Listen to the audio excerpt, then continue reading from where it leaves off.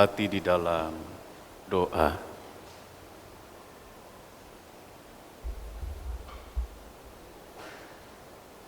Bagi Tuhan kami serahkan hidup dan kehidupan kami untuk terus Engkau bentuk, sehingga kami boleh diubahkan menjadi pribadi yang lebih baik, hidup di dalam kebenaran dan juga pertobatan.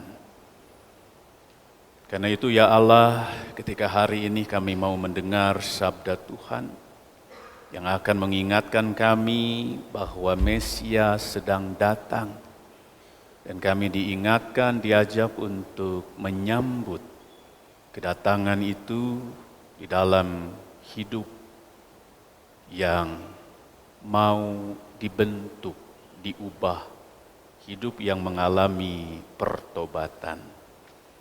Kiranya setiap kami boleh dimampukan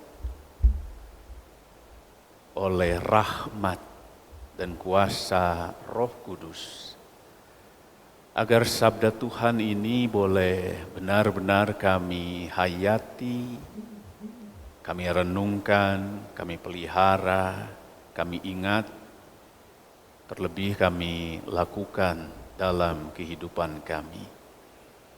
Hamba-Mu yang penuh dengan keterbatasan, kiranya juga Roh Kudus yang menolong dan memampukan, sehingga pesan kebenaran sabda Tuhan dapat tersampaikan seturut dengan kehendak-Mu. Bersabdalah ya Tuhan, karena kami anak-anak-Mu telah siap dan sedia untuk mendengarkannya. Amin.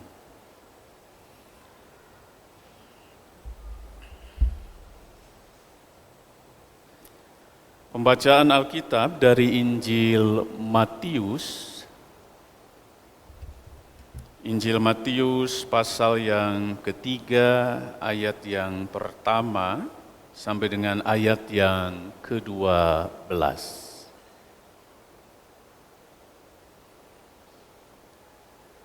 Matius pasal 3 ayat pertama sampai yang ke-12. Pada waktu itu tampillah Yohanes Pembaptis di padang gurun Yudea dan memberitakan, "Bertobatlah, sebab kerajaan surga sudah dekat." Sesungguhnya dialah yang dimaksudkan Nabi Yesaya ketika ia berkata, "Ada suara orang yang berseru-seru di padang gurun, persiapkanlah jalan untuk Tuhan, luruskanlah jalan raya baginya." Yohanes memakai jubah bulu unta dan ikat pinggang kulit, dan makanannya belalang dan madu hutan. Lalu datanglah kepadanya penduduk dari Yerusalem, dari seluruh Yudea, dan seluruh daerah di sekitar Yordan. Sambil mengaku dosanya, mereka dibaptis oleh Yohanes di sungai Yordan.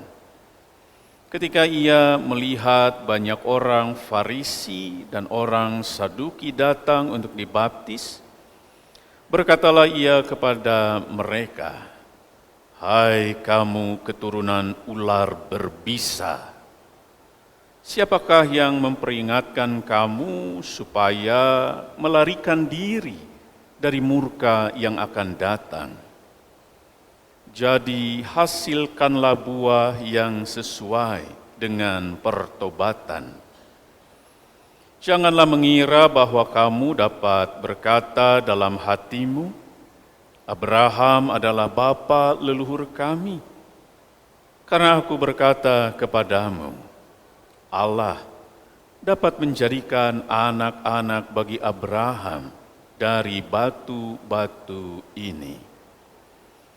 Kapak sudah tersedia pada akar pohon, dan setiap pohon yang tidak menghasilkan buah yang baik akan ditebang dan dibuang ke dalam api. Aku membaptis kamu dengan air sebagai tanda pertobatan.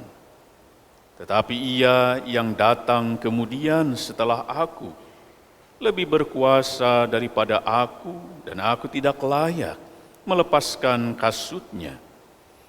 Ia akan membaptiskan kamu dengan Roh Kudus dan dengan api. Alat penampi sudah di tangannya. Ia akan membersihkan tempat pengirikannya dan mengumpulkan gandumnya ke dalam lumbung. Tetapi sekam itu akan dibakarnya dalam api yang tidak terpadamkan.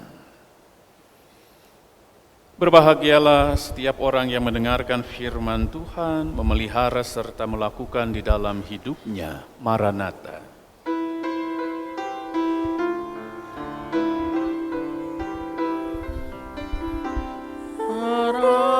Maranatha, Tuhan kan datang.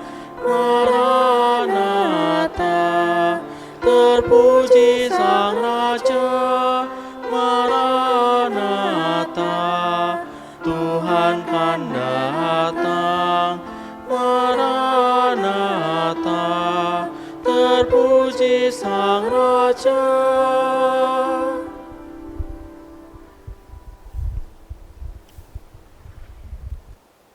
Kita punya filosofi ngabagiakeun. Itu filosofi yang sangat terkenal, ngabagiakeun. Filosofi orang Sunda.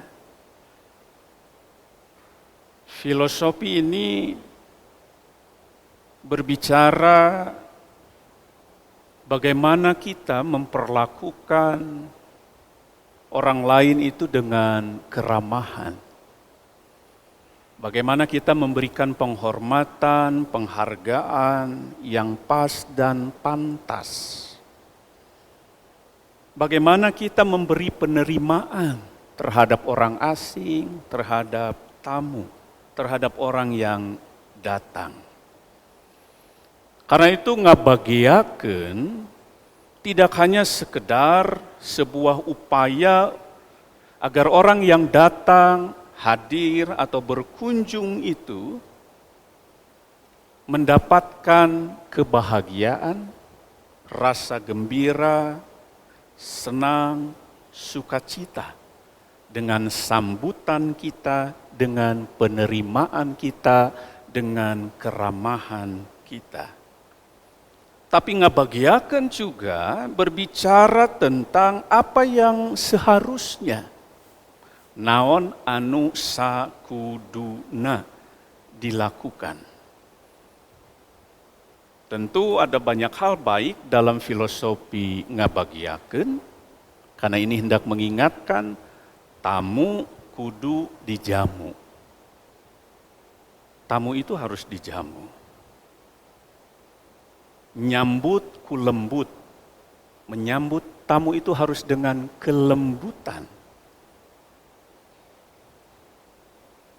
Diterima ku loma, ditampi ku happy. Someah kasemah. Semah kudu dijieun merenah, ngarah genah, ngarasa ngeunah, tur tumaninah. Nu datang kudu ditopang, sangkan hampang, teu salempang, tapi senang. Nu sumping, diaping. Itu bagian dari filosofi ngabagiakeun. Karena itu dalam gereja, misalnya kita mengenal ada yang namanya aser, penerima tamu. Yang namanya aser, penerima tamu itu harus ngabagiakeun. Dan tentu kehadirannya jangan sampai sebelum umat ada, aser belum ada. Yang namanya aser itu harus paling pertama datang di gereja. Aser ngageleser. Harus membeli senyum yang ngageleser. Mawa tenang bagi umat jemaat yang datang. Sehingga yang datang ke gereja, ke GKP Bandung merasa disambut, merasa dibageakeun. Kehadiran Yohanes Pembaptis, Bapak Ibu dan saudara-saudara, memberitakan tentang yang akan datang kemudian, yaitu kedatangan Mesias. Yohanes Pembaptis mengingatkan bagaimana menyambut Mesias itu. Bagaimana menyiapkan diri untuk menyambut yang akan datang itu. Bagaimana cara ngabageakeun Mesias yang akan hadir. Maka yang Yohanes Pembaptis katakan cukup sederhana, cukup jelas, tetapi tidak mudah. Berita yang Yohanes Pembaptis sampaikan, bertobatlah, kerajaan surga telah dekat, berilah dirimu dibaptis sebagai tanda engkau menyadari kerapuhanmu, menyadari keringkihanmu, menyadari kesalahanmu, menyadari bahwa engkau memang berdosa. Maka bertobatlah dan berilah dirimu dibaptis. Jadi ngabagiakeun dengan cara memperbaiki diri, bebenah diri. Dan memang ada banyak orang yang ketika itu menyambut baik berita Yohanes Pembaptis. Dari Yerusalem, dari Yudea, dari Yordan, ada banyak yang menyambut baik. Sehingga mereka masing-masing memberi diri mereka dibaptis, mereka bertobat.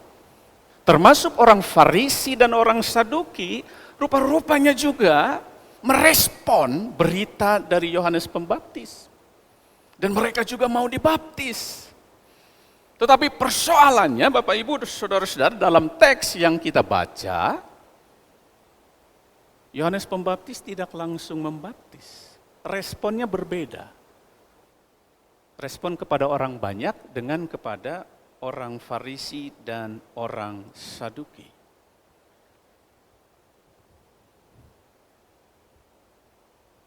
Karena Yohanes Pembaptis tahu orang Farisi dan Saduki yang ketika itu datang, mereka tidak datang dengan kesadaran diri, tidak datang dengan kerendahan hati, tidak datang dengan niat yang tulus. Mereka hanya ingin dibaptis. Dalam pemaknaan mereka itu, ini hanya ritual saja. Karena orang Farisi dan Saduki ketika itu merasa, oh, kami sebenarnya sudah selamat. Kami ini keturunan Abraham. Dan keselamatan itu sudah menjadi bagian dari kami. Maka tidak perlu bertobat. Maka meskipun Mesias itu datang, hadir, lahir, kami tidak perlu bertobat. Cukup dibaptis tanpa harus ada aksi perubahan dalam hidup.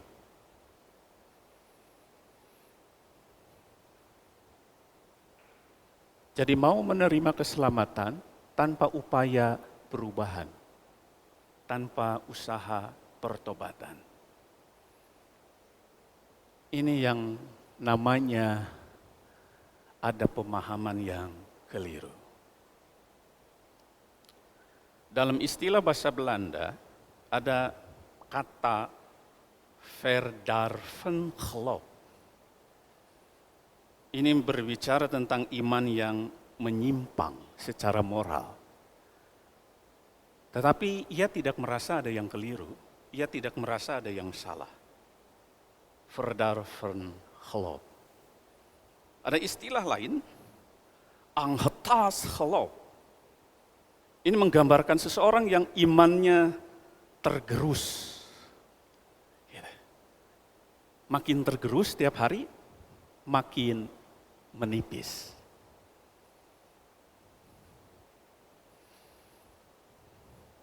Lalu ada istilah lain, vervallen geloof. Ini iman yang merosot lalu jatuh. Nah, rupa-rupanya orang Farisi, orang Saduki ketika itu tidak masuk dalam kategori 3 istilah ini. Verdalven geloof, angestas geloof, vervallen geloof. Tapi mereka lebih mirip dengan kapot geloof. Kapot itu sama rusak, tapi hancur. Gitu. Orang yang kapot geloof tidak punya kesadaran diri, ada yang keliru, ada yang salah. Nah, kalau orang tidak menyadari ada yang salah, maka orang tidak mungkin memperbaiki diri. Kalau orang tidak sadar diri bahwa ada yang keliru, maka tidak mungkin ada upaya untuk bebenah diri. Tidak mungkin ada upaya untuk mengaku dosa lalu melakukan pertobatan. Kapot geloof. Nah, biasanya orang kalau kapot geloof, Bapak Ibu yang suka naik motor, tahu istilah ngepot? Gitu ya. Kadang kalau orang rada rusuh, rada ngebut naik motor, pingin nyusul itu suka ngepot gitu ya. Ini bahaya, membahayakan orang. Ngepot itu. Suka belok, tidak konsisten gitu, ngepot. Yang berbahaya itu kupat kepot ya. Itu paling bahaya. Kapot geloof, orangnya bisa ngepot, apapun bisa ia cokot, sehingga keimanannya bisa copot, dan ini menggambarkan orang yang cepat kumat. Nah, orang Farisi itu, dalam bahasa saya, orang Saduki itu tadi, kapot geloof. Gitu. Mereka merasa benar aja, ya oke, dibaptis tapi itu ritual saja semata. Gitu. Tapi nggak ada tuh yang harus diperbaiki, nggak ada tuh yang harus dikoreksi gitu, nggak ada tuh yang harus dibenerin, nggak ada tuh yang harus dilurusin. Kami jalannya sudah lurus, kami hidupnya sudah benar. Gitu. Nggak perlu tuh mengalami sebuah pertobatan dalam kami menyambut kedatangan Mesias. Jadi kalau dikaitkan dengan filosofi Sunda tadi, nggak perlu tuh ngabagiakeun Mesias nu yang akan datang. Gitu. Nah, Bapak Ibu dan saudara-saudara, bagaimana dengan kita? Tema kita hari ini, Mesias sedang datang, bertobatlah. Bapak Ibu, kita perlu bertobat? Masih ingat istilah tobat tomat? Perlu pemerintah, tapi tobatnya tobat tomat. Minggu tobat, Senin ke Sabtu kumat. Nah, karena itu ada 3 hal Bapak Ibu yang menjadi perenungan kita hari ini. Pertobatan, berbicara tentang pertobatan dalam rangka kita menyambut kedatangan Mesias, maka pertobatan eureun lain meureun. Eureun itu berhenti, stop, tidak lagi, tidak kembali, stop, eureun, lain meureun, bukan mungkin.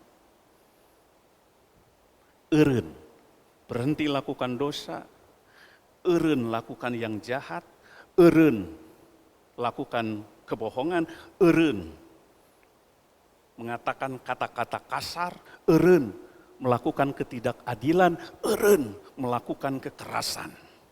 Dalam terang kampanye 16 hari anti kekerasan terhadap perempuan dan anak, maka ketika kita memaknai menyambut Mesias dengan pertobatan, maka kita diingatkan, eureun. Kalau ada di antara kita atau orang lain, dimanapun, yang selama ini menjadi pelaku kekerasan, baik verbal, fisik, seksual, kekerasan dalam segala bentuk, maka firman Tuhan hari ini hendak mengatakan, eureun, stop. Lain meureun, lain mungkin. Mungkin enggak ya saya berhenti itu? Eureun.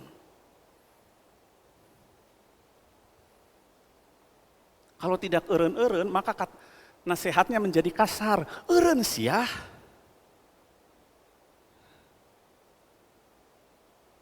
Dosa tong dikeureueuh Bapak Ibu. Tong dikeureueuh. Sabab mun dosa dikeureueuh, jelema beuki maceuh.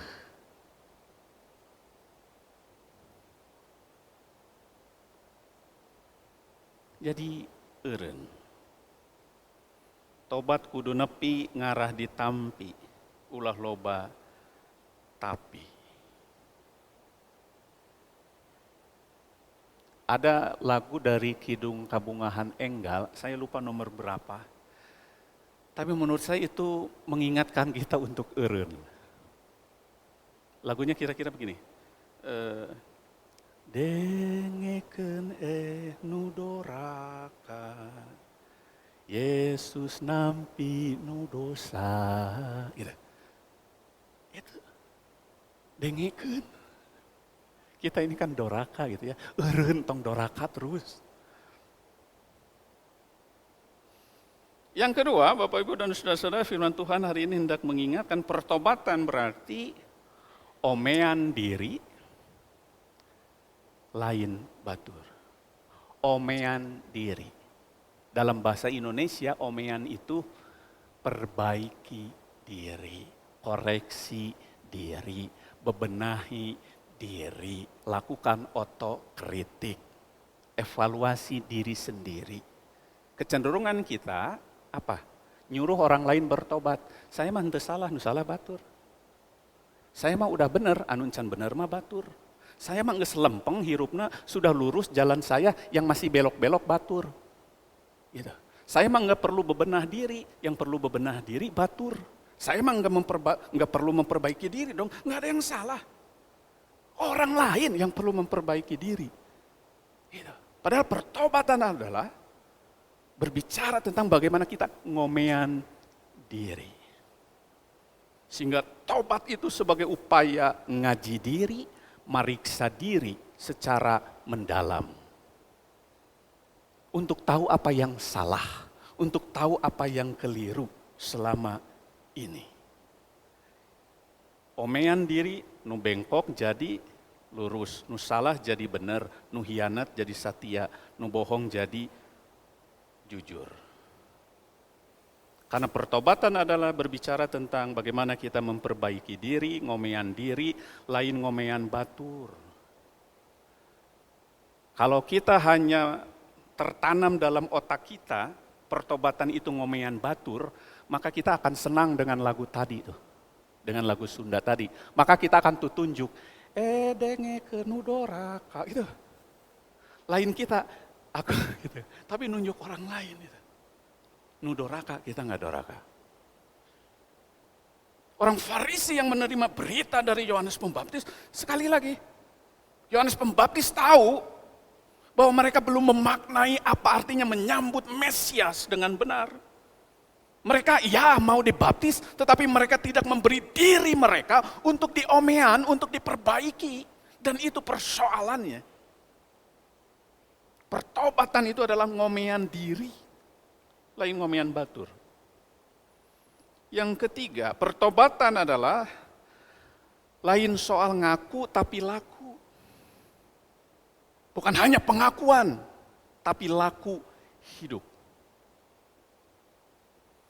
Mengaku tobat mudah Bapak Ibu, tapi bukti dari hidup yang sudah tobat itu, mengalami pertobatan itu sulit. Orang bisa saja bilang, oh aku sudah berubah. Tetapi perubahan nyata tidak nampak. Saduki Farisi ngaku tobat tapi tidak taat. Kalau dalam bahasa apa ya? Bahasa komputer mungkin, bahasa IT atau bahasa teknologi. Gitu. Apa ya? Kan tadi pertobatan itu lain soal ngaku tapi laku. Kalau dibandingkan, digambarkan dengan bahasa IT, komputer atau teknologi, orang yang menahan tobat itu loading. Loading wae Bapak Ibu. Ada di rumah yang sinyal internetnya jelek gitu ya. Jadi kalau Zoom itu loading wae gitu. Loading gitu, muter gitu. Itu. Orang yang hanya ngaku bertobat itu gitu. Orang yang loading terus. Loading terus dia. Loading tapi hente eling gitu. Loading, muter gitu. Ya bahaya. Kalau orang hanya loading terus tanpa eling. Berarti pertobatannya hanya ngaku-ngaku aja. Ngaku alus tapi bulus gitu. Ngaku bager tapi tebager. Gitu. Pertobatan bukan ngaku tapi laku hidup yang mengalami perubahan. Gitu. Karena itu jangan loading terus Bapak Ibu, tapi eling. Ya. Karena kalau loading terus tadi muter-muter nggak akan pernah tiba pada satu tujuan. Mesias sedang datang, bertobatlah. Maka sambut kedatangan Mesias itu dengan ngabageyakeun. Sekali lagi ngabageyakeun Bapak Ibu dan saudara-saudara. Ini berbicara tentang bagaimana kita menyambut, menerima dengan ramah, dengan baik, dengan kesiapan, siap, sedia, siaga, berjaga-jaga. Sehingga ketika dia datang, kita siap. Bapak Ibu ingin cepat berjumpa dengan Tuhan Yesus? Ya? Pengen cepat berjumpa dengan Tuhan Yesus? Nanti berarti harus cepat-cepat ke Cikahuripan. Gitu.